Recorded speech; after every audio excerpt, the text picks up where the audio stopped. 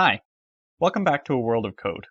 In this video, we're going to be going over the different types of queries and what they're for. But first, what exactly is SQL? SQL, or SQL, stands for Structured Query Language. It is the language we use to query relational databases. Let's break down what that means. It will be useful for understanding the concepts of SQL if we first explain relational databases. Simply put, a relational database holds data in various tables, just like data in Excel spreadsheets. One row of a table represents a single instance of a thing. The columns of the row are the various bits of information for that thing. For example, in a table representing people, each row, also called a record, is a person.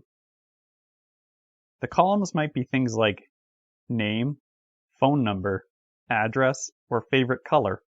If data can be represented in Excel, it can be stored in a relational database, and vice versa. However, Excel misses out on the relational part of relational databases. Some data, and hence some tables, may be related to each other in various ways. For instance, imagine our table filled with people, and another with houses. Some of these people might live in some of these houses. A relational database allows us to map these relations between tables.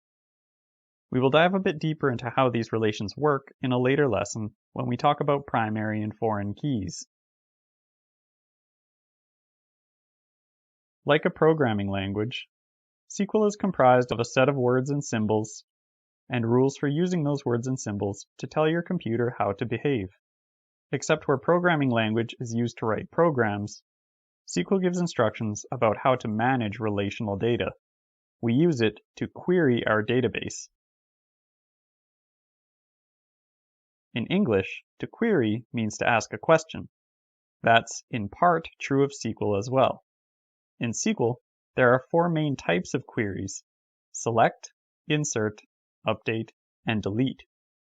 Throughout the course, when referring to these four query types, I may use the word query and statement interchangeably.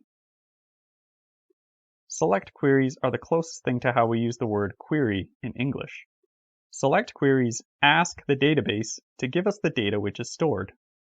Like in this example, we ask the database to give us the houses with more than 3 bedrooms. Though insert, update, and delete statements are used to manipulate rather than retrieve data, they are generally referred to as queries as well. Insert queries are used to add new information to the database. Since data is stored in tables, an insert statement is used to insert a new row or multiple rows. In this example, we insert a single new row into the houses table. Update queries are used to change records that already exist in the database. An update query can change a single column in a single record, all the columns in all the records, or just about anything in between. Delete queries are used to remove rows. A delete query can remove a single row or multiple rows. If you are someone with any experience in web development or application design, you may already be familiar with the concept of CRUD. When designing an application with persistent storage, that is, any application where the user can save something, the four operations to be concerned with are the ability to create, read, update, and delete information. It may help to remember that CRUD principles pair directly with the four database query types. In many ways, select queries are the bread and butter of SQL, and will be where we spend most of our time. We will go over the other types of queries where they differ, but most of what applies to select statements is directly applicable to the other query types as well.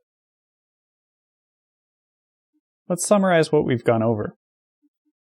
SQL stands for Structured Query Language. It allows us to query relational databases. Relational databases store data in tables and allow us to map relations between tables. The four main query types are select, insert, update, and delete. These allow us to ask for data, add new data, change existing data, and remove data, respectively.